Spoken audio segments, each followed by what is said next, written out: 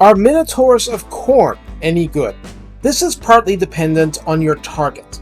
Against infantry, they're not good. They're absolutely fantastic. It's disgusting how powerful they are. If there's a knock against them, they do have one glaring weakness. One addressed by the Tier 5 variant we'll cover in another video. This is the Tier 4 variant, already pretty awesome and well worth covering.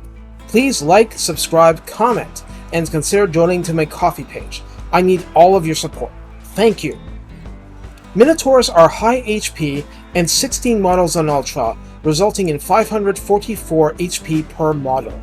They can take a lot of punishment, and my experience sees them taking lots of damage and still having 60, 50, 13 models late into the fight, even though they've taken a beating. Running down the stats, we have armor of 70, spell resistance 15, leadership 70, which is high for monsters, speed 56, which is certainly not slow, melee attack 34 base, which feels low, a standard infantry attack interval of 4, melee defense 27, and a weapon strength of 110, with 33 base and 77 armor piercing. Charge bonus is 34. This unit does have Frenzy, so that gives you in effect 44 base melee attack plus 10% to the weapon damage numbers and the charge bonus. It also has a maximum splash attack of 3 targets, so that damage can be spread or diluted among multiple targets struck. Oh yeah, it has a bonus versus infantry of 18. Yeah, a bonus of 18 from a melee monster unit.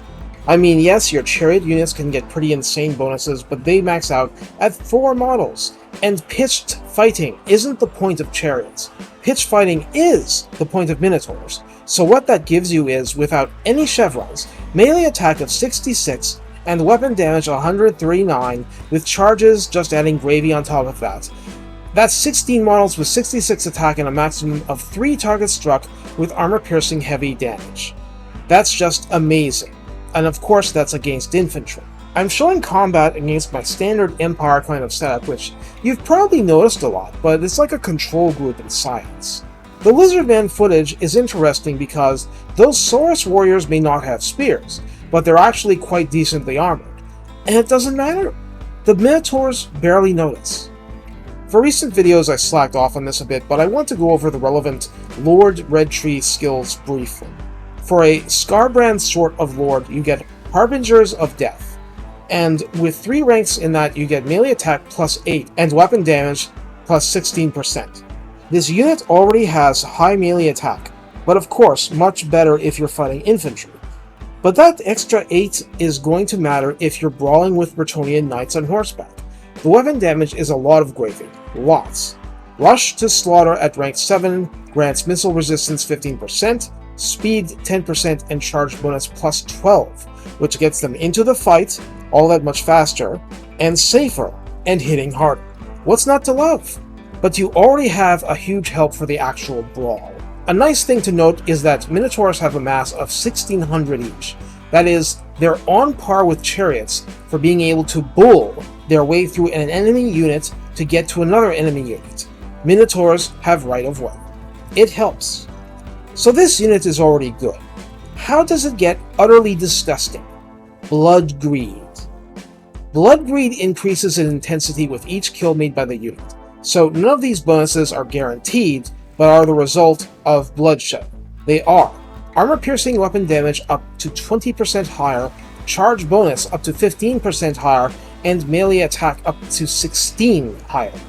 Plus 16 melee attack means a no chevron unit could get to 60 melee attack raw and 78 melee attack against infantry, standing still and brawling in melee, with even more on a charge.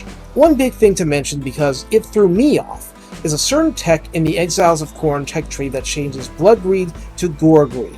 I hadn't tried it. In fact, I was mentally confusing this with Gore Feast, because I was like, wait, I lose all these offensive stats in favor of healing in melee? And hey, healing in melee is nice. Scarbrand was a glass cannon before I started having it on him. But wait, hold on. This isn't Gore Feast. It's combining Blood Greed with Gore Feast into one trait. You don't need to give up anything. you have increasing power per kill within melee healing until you hit the healing cap. So yeah, to the extent that this unit has any weaknesses, it's that it's just so much better at killing infantry than anything else. It will be less efficient against large opponents. A weakness completely flipped on its head with the tier 5 version with great weapons. So the Minotaurs really are fantastic. I ended up getting my first tryout when I had Scarbrand up to the top level of Bloodletting, so it cost me, 5,500 favor, and 2 turns to recruit instead of 4 in global. Trust me, I walked away feeling it was totally worth it. And they're not even the quote-unquote best version. Take care, and have fun goring somebody else's arms.